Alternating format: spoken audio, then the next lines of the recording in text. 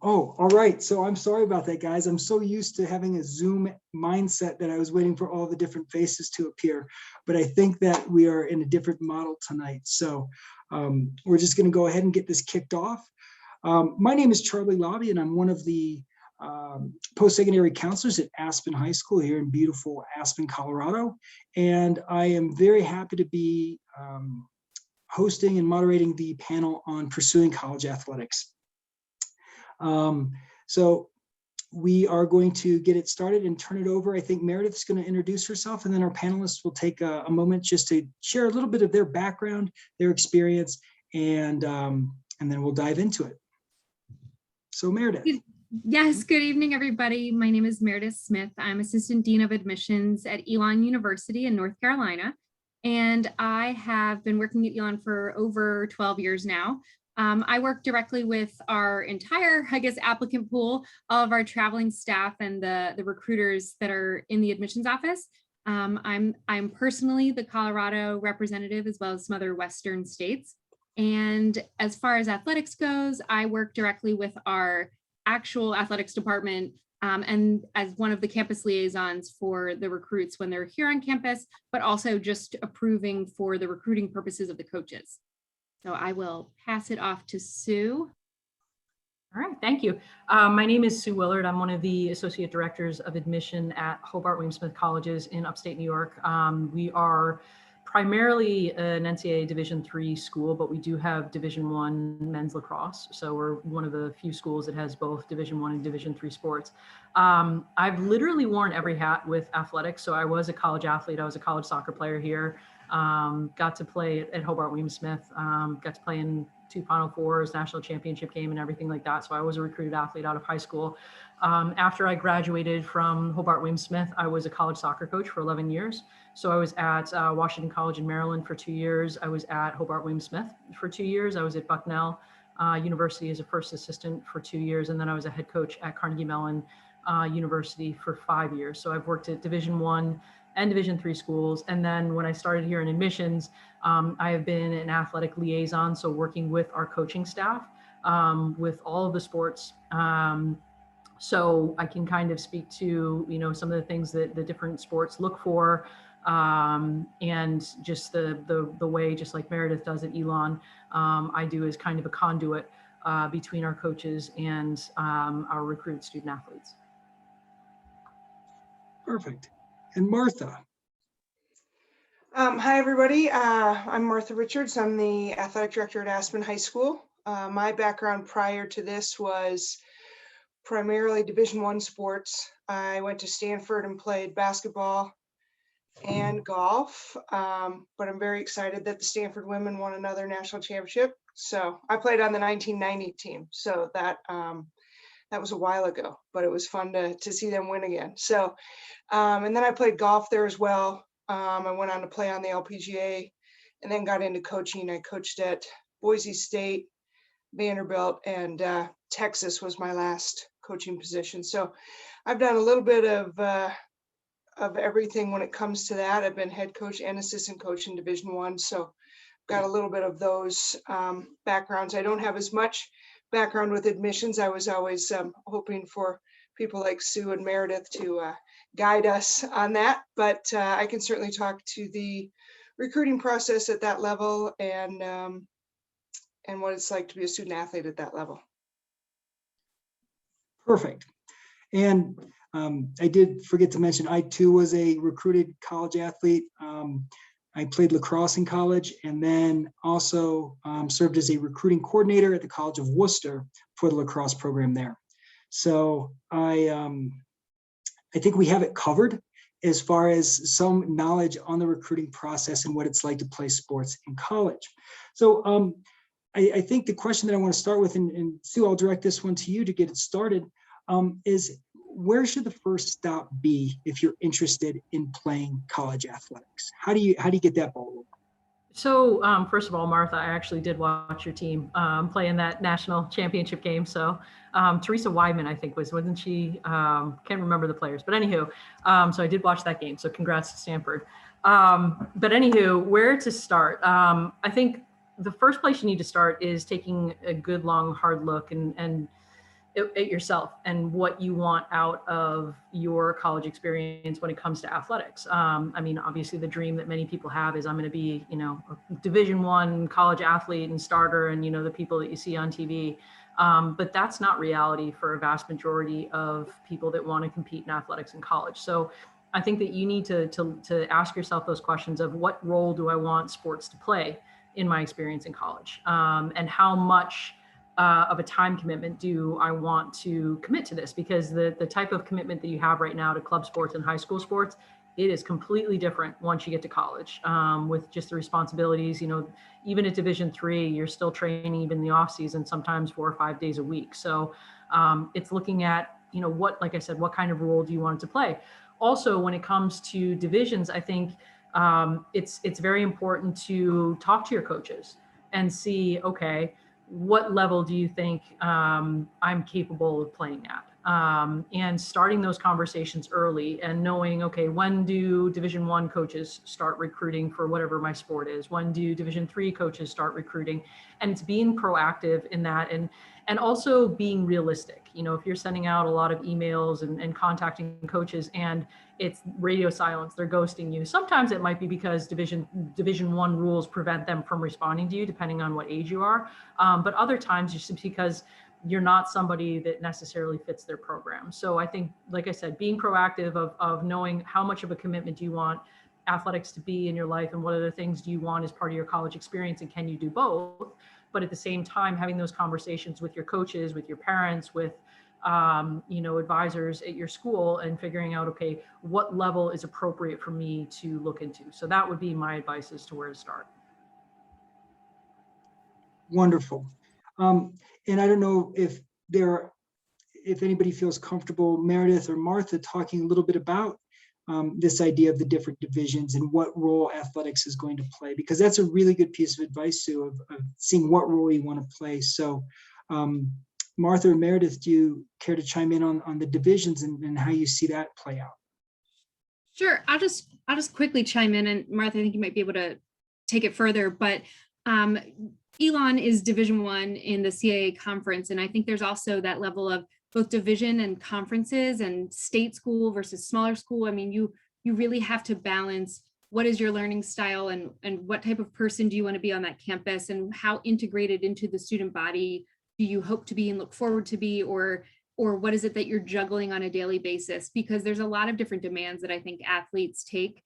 And so it's making sure that you feel supported as well. And I know a lot of programs have really strong support, but others might be a little bit more on your own. And so it's really figuring out what are your learning styles and what kind of athlete are you? Are you going to kind of spearhead your program and that you're going to train and balance all of that on your own? Or are you going to have somebody pushing you, and that's how you get through it? So I would say division wise, it's also a little bit about scholarships and how are you looking to really accomplish your goals? Are you going to need scholarships? Are you going to qualify for them both athletically and academically? Or are you going to have to make sure you have a different balance or a different support mechanism, like financial aid through their need office, financial aid office? But it's really figuring out how are you going to juggle all of the different factors that are going to let you stay there, play there, and be successful, graduate on time, and be successful after you graduate too. I mean, I think this is something that you've got to look somewhat long-term. A lot of athletes usually do, but thinking about what's next for you after college and what are you hoping to gain from your college experience to support that endeavor. And I think you bring up a good point about, I heard a lot about balance and trying to identify what's going to allow you to have that balance. And Martha, I believe in our previous conversations, you highlighted balance as a benefit of your program, I think, at Vanderbilt. So I was wondering if you might be able to key in on some of the other elements of balance and some of those salient points about being able to have high-level academics and high-level athletics. Like, what would you direct people to look for? Yeah, I think the thing I've always tried to stress to young people is that find your fit is really important. And it's not just about what you is it the highest ranked academic school or the highest ranked athletic school? It's also about what do you want your experience to be outside of athletics as well? And, is it important to you to be at a school that has a good football team? Because part of that is a part of the atmosphere in terms of just going and being a part of the college campus life. So I always think about advising people on that too, in terms of what's your fit in terms of as a student, as a person, and as an athlete. And you want to find that right balance, because if you don't, you won't be the best athlete you can be either. You'll either always be in study hall. There were kids that I could have recruited to Vanderbilt and probably could have gotten in, but they wouldn't have been successful as athletes because it was such a stretch for them athletically or academically. And so when you're stretched too thin academically, then that's going to take away from what you can do as an athlete. And it will also take away from what you can do as just a normal student and meeting people. And so much of that balance is really important. And I told Charlie the story. One of my best recruiting moves by far was when there were some schools in the SEC recruiting against us that would say, well, if you go to Vanderbilt, all you're going to do is go to school and play golf. And so I turned that around on them and said, well, you should actually probably be insulted if a coach said that to you, because if you're having fun with your friends now and you're doing well in school and you're a great golfer, then there's no reason you can't do all three of those things at whatever university you pick. And for me, it was Vanderbilt where I was coaching. And it usually worked, because really you should be. I mean, if you can manage all of that in high school, you can manage it all in college. It's just going to look a little bit different.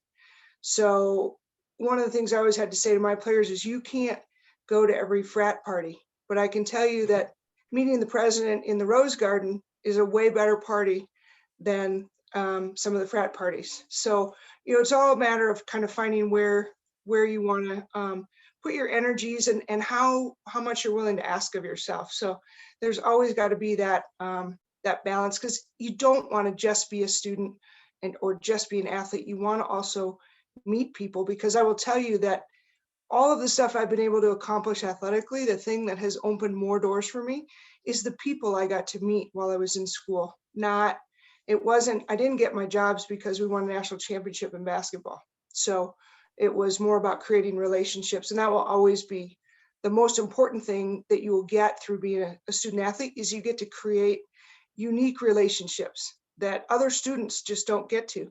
So you want to take advantage of that as well. And Charlie, can I chime in just a little bit with the division difference between 1 and 3, since I've had experience at both of those? And Martha, I completely agree with you, actually, both you guys, with just, you need balance and you need to meet other people besides people that are on your team, because whether it's D1, D2, D3, you are a student athlete. And when you graduate, yes, you want to say you won all these things and everything, but you also want to land on your feet and have a job and have a direction that you want to go in. So that's a really important thing. And I'm just like meeting new people. I mean, the people whose weddings I was in when we graduated weren't my teammates. I was tight with them, but I was really proud that I got to know other people. So it's important to do that, expand your circle. But the difference between Division I and Division III is, Division III really is academic focus. Like, that is number one. You don't have as much not mandated time, but time allowed for training. So it's not that, Division I is the best and Division III is the lowest. That's not the case, because you're going to find a lot of top Division III schools can compete with middle of the road Division I programs and below. So it's not necessarily, if I go to Division III, I'm not good. That's not the case at all. It's, Division I, that's fantastic. Like, you have the top athletes in the country go to Division I schools, but they're also going to that small upper portion of Division I schools. And then you have, fantastic athletes, down in the middle of the Division I and lower Division I. But like I said, it's what kind of experience you want. So in D1, you're going to have to make more sacrifices as to things that you can do outside of school and outside of sport. Okay. Whether it's Greek life, study abroad, internships, academic majors sometimes. So you might have to make some sacrifices in that regard. In Division III, you're still going to be training quite a bit. You're still going to be lifting. You're still going to be, competing in the off season, in season, but you're going to have the opportunity to potentially do more outside of sport and school than you necessarily would at a Division I program, just because of the time commitment and the times travel commitments as well. So in D3, you might have a better chance of studying abroad. You might have a better chance of doing more clubs. So one is not better than the other. It's just different. So knowing, okay, the top echelon of D1, yes, D3 programs can compete. But I mean, we've competed against, middle of the road Division I programs as a Division III, top Division III program in certain sports, and we've been competitive. So like I said, don't look down on something just because it says D3, and don't just look at Division I and say it's the best. Like, there's a big difference between Stanford basketball and a basketball team that has won one game in Division I. So it's look at that and take context of what is the best fit for you overall. What, regardless of division, what is the best fit for you personally? I really like that message. Having played Division III lacrosse, one thing that I never thought of when I was taking the field for practice or for a game was, I can't wait to play Division III lacrosse. Like, it was never qualified as Division III in my mind, because I was going to compete against other people who were equally driven. So you will find that level of competition. But I think it really is important not to assume that one is the best for this particular discussion. I just want to take it a little bit different direction and get Meredith's perspective on this, because many times the students will come in and be identified through the coach's eyes, and that will be transferred over to the admissions office as an inquiry. So I was wondering, Meredith, if you could share with us how, whether a recruited athlete or a non-recruited athlete, but what role high school sports plays in that review of the student. And I'll let you start, and then if anybody else wants to chime in, please feel free. Absolutely. So the way that high school sports really becomes this big piece that contributes to whether you decide to play in college or whether you don't, is that it's really provided you with this foundation of work ethic that, generally speaking, if you're that driven to show up and play as hard as you've been playing and practice and prepare, we get to see so much strength from those students. They have such resiliency and such great work ethic that it really does shine through in a couple of areas, actually, of their application. We often find a compelling story that's told through the essay, or what we really love is when it overflows into their community-based activities. So if you are a soccer player and you then coach soccer for the little teams in the rec league, or you're a referee, or you've started a nonprofit-based organization, or you're just, the team captain, you take on some leadership responsibilities, or you contribute to the division or the kind of community-based organizations that sponsor different programs nearby or throughout your state. There's a lot of really great ways that if we can see that you've not only done it because you like it or really love it, hopefully, that you've then done something with it. And that's always really powerful, because we can see how you're going to integrate into our community as well, that you're not just going to silo yourself, that you are going to really branch out and hopefully integrate with the other students on campus and take those leadership skills, those really talents, those strong talents and that work ethic, and apply it to the classroom, to different organizations that you might be able to join on top of your athletic program. So for us, it's really a win, because we love seeing that drive and that passion, and we look forward to the opportunity to have those type of students on our campus, no matter what level of athletics they end up playing at Elon, or I would assume at many other colleges. And of course, I'm sure Sue would have some insight there. I mean, I think one thing kind of going on the other side of that is, if you're an athlete, anyone in our shoes, in Meredith or my shoes, we don't just want to see athletics as an activity on, your application. Because think about it this way: someone who's part of the school play, that's just as much time commitment, sometimes even more than playing basketball. whatever it may be. So, you know, you don't have to do 15 different things, but have a commitment to something, and you know, don't just be an athlete. Don't just be a student. Okay. But yeah, I think it shows commitment to things, you know, staying with a sport for 4 years, you know, adversity, grit. We're all looking, you know, whether it be a coach or whether it be someone, a professor or an admissions person, we're looking for resiliency. We're looking for leadership. We're looking for people that are responsible and will follow through on things. So it's all these, you know, characteristics that we look for in people, that you don't just say, oh, I am resilient. Well, how are you resilient? You can see, you know, in activities, you can see in what you do. So being a student athlete, whether, you know, you want to play lacrosse in college, well, that's great. You want to play lacrosse, but we also see that you're committed to these other things. And, you know, you're going to follow through, and it does show kind of who you are as a person, what's important to you. And you know, the type, we always try to predict, okay, what is this person potentially going to be like on our campus? How are they going to potentially contribute to our community, but also, is our community a fit for them? And so we've kind of covered the different divisions and the benefits and challenges that each one might present. We kind of glossed over Division II. No, no disrespect meant to Division II or NAIA or anything else. There are multiple entry points for student athletes.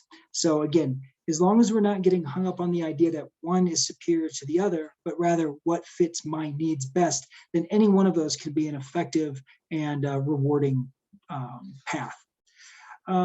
We talked a little bit at the beginning about communication with coaches, with outreach. And I'm just wondering, what are some of the missteps? And I'm going to direct this to Martha first. And I'll just ask it, who do you want to hear from in the recruiting process, Martha?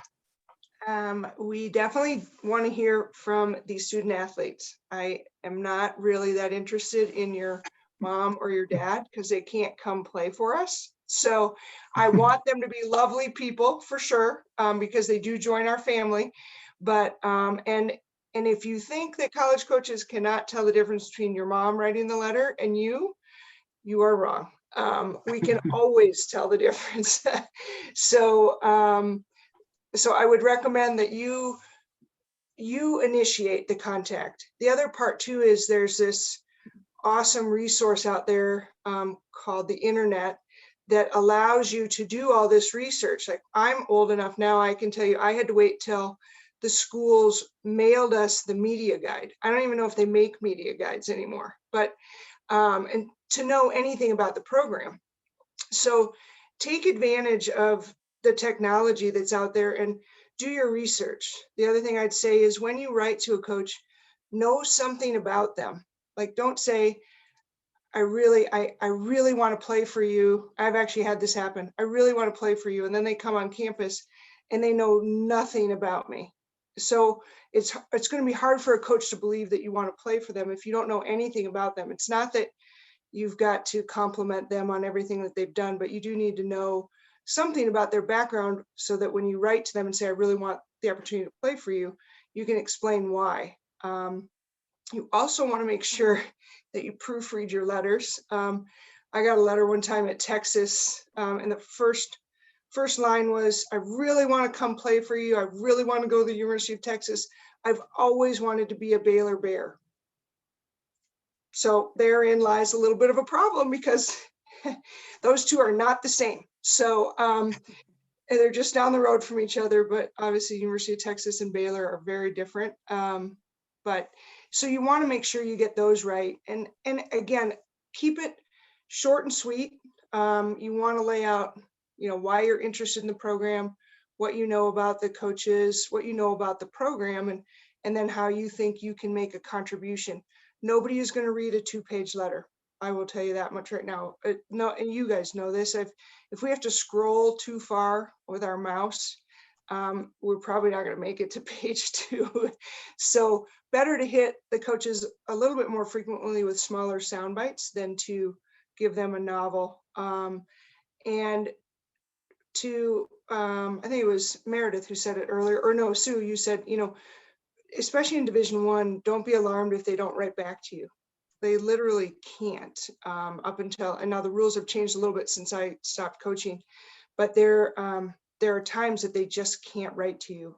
And so you need to just be patient with that. But you can also, one of the things that I wish that kids had done more is pick up the phone and call me. We will always take calls because we want to talk to the student athletes, because we want to get to know you. And so know that if you leave a message, they can't call you back until, again, a certain point, and all those timelines are on the NCAA recruiting websites. But we definitely want to talk to you. And I will tell you, certain sports, there'll be more layers of coaching, of recruiting. So, in women's golf, I, as the head coach, I wanted to talk to you, definitely. And I didn't have the volume of recruits that, say, a basketball or a football or a baseball might have. So it was a little bit easier for me to have those conversations. A lot of sports will have those recruiting coordinators, or in a golf, the assistant coach a lot of time is the kind of the filter for the head coach. But again, don't be afraid to reach out and pick up the phone, and you'll be surprised at how many times they actually answer, and you can have a good conversation with them. So I would say those would be my main things, is make sure you do a little bit of research, make sure you know something about the program you're writing to or contacting, because they want to know that you have genuine interest. It's not just like you guys don't want to get all of the kind of form recruiting letters.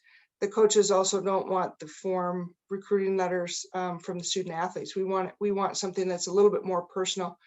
And this might be really hard for this. I don't know how much you guys do handwritten stuff anymore, but I will tell you that even up through 2014, while I was coaching, I definitely read every single handwritten note to me. Whereas the amount of emails we get, sometimes stuff gets lost in the email. It's just the volume of it is just astronomical at that level. So don't be afraid to write a handwritten note, especially if you want to go see the campus and the coach spend a little bit of time with you. Write a handwritten note to them afterwards. It will help you stand out for sure. And I would say, so looking just really quickly, so one of the things I always tell families, if you're going to do something and do it well, for those sports where coaches really need to evaluate you in a game or something like that. In golf, yes, you need to see how, their technique and everything is important, but you can also look at, what's their average, track, cross country, you can do times, but get good video of you playing. And obviously this past year with the pandemic, you haven't really been able to probably play in the same way that you have. So if you get good video footage, the other thing that I would say when you're contacting coaches, and I completely agree, Martha, in that we would get so many form emails, and I'd go to these showcases where there's hundreds of coaches there, and the coaches know each other, and you'd sit along the sideline and be like, who are you here to see? And everybody says number 14, and it's like, okay, well, there you go. So I wasn't that special. I never took it in offense after that, but it's one of those things where also include some academic information, because a bunch of the schools, all three of our schools, so Martha, the ones you worked for, and obviously Meredith, Elon, and here, like all the schools, you need an academic profile. Just because you're an athlete doesn't mean you're going to be admitted. You get in as a student first. So include some academic information. I knew when I was at a couple of my schools, if a student didn't have an SAT over a certain number or a GPA over a certain number, I could not look at them because they would not be admissible, because first and foremost, you need to be able to be successful as a student before you're even going to be successful as an athlete. So like I said, include video if you're more of a team sport, so they can gauge your play. Include all the coaches on it. So if it misses somebody in email, then you can see somebody else. And like I said, include some academic information so they see if you're even academically eligible for admission at the school. Perfect. And it looks like we have some questions coming in. So this first one is going to be directed towards Martha. I know you could go for days with this question, but could you just share a little bit about what your typical week looked like as a student athlete who golfed in college? So my experience was a little bit unique in that I would play both for a while. And so I went from basketball into golf in the spring. But as a golfer, you're practicing Monday through Saturday, and Sunday is kind of your off day, but it doesn't have to be. So a lot of times a typical practice week would look like go to class in the morning, practice for 2, 3, 4 hours in the afternoon. And for some people, that's the biggest jump. You know, a lot of high school practices are only 2 hours. Now golf is such a time intensive. You're typically used to long distance sessions, but a lot of times for the big team sports, you'll jump from that 2-hour practice to that 3-hour practice. And that's a big jump. So, and then after that was usually training table and off to study hall. At Stanford, we didn't have a mandatory study hall. We kind of made our own. So, because if we didn't, I don't know that I would have been playing the next week. We had to go study. So luckily my teammates were really good at being like, come on, we're all going to the library. So now most of these universities are set up so well to protect the student athletes and give you good structure. The access to tutors and all of that is pretty amazing. And it has to be because you are spending more time than a regular student doing a job. The limits in Division I sports, they limit your practice hours to 20 hours a week. That includes things like video and stuff like that. Most people will spend more time than that. That's all that the coaches can require of you. But again, for a golfer, you're going to well exceed 20 hours just because the nature of the sport, it takes too long to play it to get only 20 hours of work in. But so that's kind of a typical day. And then a lot of times, even in golf, strength and conditioning 2 or 3 times a week, usually early in the morning. Sometimes it'll be in the evening after an afternoon practice. And then you get up and do it again the next day.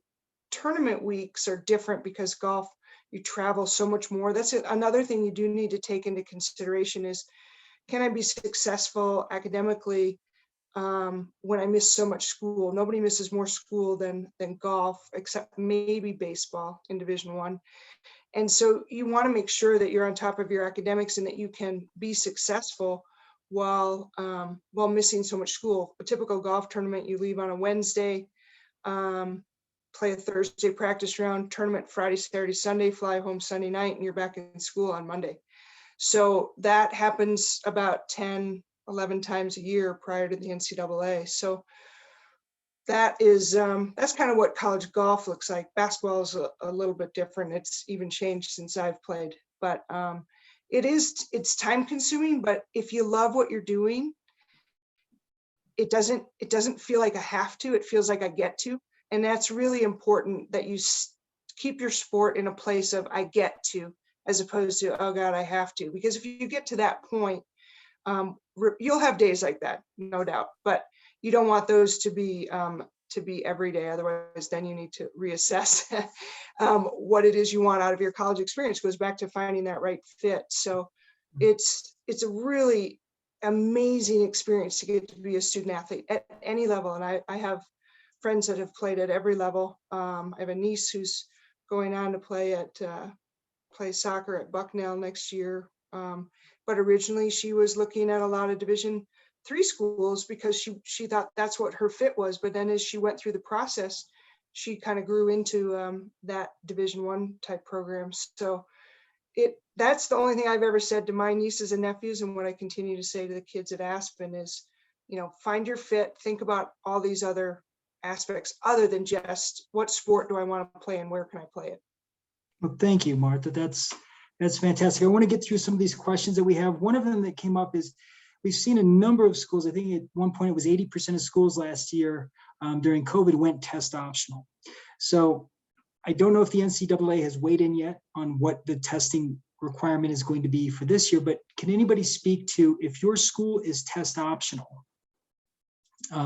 what does that mean for the coaches? If for Division III, if a school is test optional, I mean, it's straight up whatever that admissions department is asking for. So in D3, if the school is test optional, then it doesn't matter. You don't have to submit test scores. Obviously, with Division I and Division II, there's the NCAA clearinghouse. which basically declares whether you're academically eligible to compete in either one of those divisions. So, I mean, that's obviously something they're going to work through because of lack of testing. But Meredith, maybe you have a little bit more insight on that. But I think if a school is test optional, they're test optional. Go for it. Yeah. The only thing I was going to say is that we transitioned to test optional this year as well. And originally, before I think some of the recent information from NCAA, and by recent, I guess, last summer came out, we had certain populations that we were going to still have to require it from based off of certain just limitations that we kind of had, one of which was NCAA. They were saying we were going to have it. I think that that they decided that we were going to have to reinstate it for students for this upcoming cycle, but that I think is something that they would have to review again and again. I mean, I don't think anybody thought this was going to last as long as it did, and I think it'll be interesting to see kind of one recruited class coming in without, so therefore we didn't use them this year because we couldn't, nobody was able to sit for it. So it didn't make sense. And so it'll be interesting to see this class enroll and see if it makes a difference or if they've decided to kind of back down from that. But that is definitely something to keep a pulse on with NCAA themselves, because that will obviously be what we have to do. And we won't have a way around that, even though the university will remain test optional, which is our plan. This is all great, guys. I wish that we had more time. I do think it's worth saying that if you're wondering about your ability to play at the next level, your first stop should be your current coach, not your parents, not your parents' friends, not your friends, but rather your coaches who might be able to effectively assess talent and talent level. There's relative talent. You might be the best person on the team, but what does that look like outside of our little microcosm? So use your coaches as that first line. Guys, there are a couple other questions on here. One is about fit. How can you find your fit during COVID if you can't really visit schools? Can anybody talk about some of those resources? Maybe not so much the virtual visits, but maybe talking with other players, current players. I mean, I think the one bright spot of COVID is there's a lot more online that you can we're all sick of being in front of a computer screen. But there's also a lot of resources that if you're bored at 2 a.m. and you want to check out Elon golf, go for it. But I think you can follow a lot of programs on social media. I know that's how you guys consume a lot of information on colleges. But talk to the coaches. You can have those conversations if you can't visit campuses. I mean, we're really fortunate here at Hobart Wing Smith. Like, we've had visitors on campus since July 1. So Elon as well. So it's look at those schools that are open, and if they are open and you feel safe to travel, then maybe try to make a trip so you can see it and space it out. But I think that you can have those conversations with current student athletes. You can communicate with coaches. Take a look at the school and see if it's a fit, and consume some of those things. A lot of admissions offices have opportunities for you to interact with normal, non-athletic, NARP is what the non-athletic regular people is what they call them. Yeah, I was like, what is a NARP? So there's a lot, yeah, I know. And the kid that said it in a German accent, she's like, a knob. So anyway, there's a lot of ways that you can interact with schools. So it's just, take your time, figure it out, talk to your coaches, see what division. And here's the number one thing, like, you guys need to know the rules yourself. Know what you can and can't do with recruiting, know what coaches can and can't do, because bottom line, it's your experience, and you should be educated on the rules and ways of doing things. I did see a question about hockey. Most college coaches do require you, I do deal with a lot of junior hockey, do require you to do junior hockey, whether it's Division I or Division III. Some students do go and play top level prep school hockey somewhere in New England and do a PG year somewhere. Sometimes you can go right out of a PG year to play, but it's a rare occurrence if you can go right from high school, regardless of what program you play for, and then play for a college program. So that's why you have 21-year-old Canadian first years on campus. Yeah. So guys, I think that's going to bring us to our time, and I hate that we have to do this. In the chat, I did just put a quick little survey just to see how we did, how we can improve. If there anything that we did well, please let us know that as well. But it's been my sincere pleasure to work with all of you guys on the call tonight. And what I see are three, well, I'll include myself, four very dedicated people to help you find the right fit and the right place. You know, I like my job. I get to come into work. I don't have to come into work. I get to come into work. So please use the resources at your fingertips. But if there's anything else, please just reach out, and you should be able to find our email contact information through the SureIScan registration page. Thank you, everybody. Have a great night.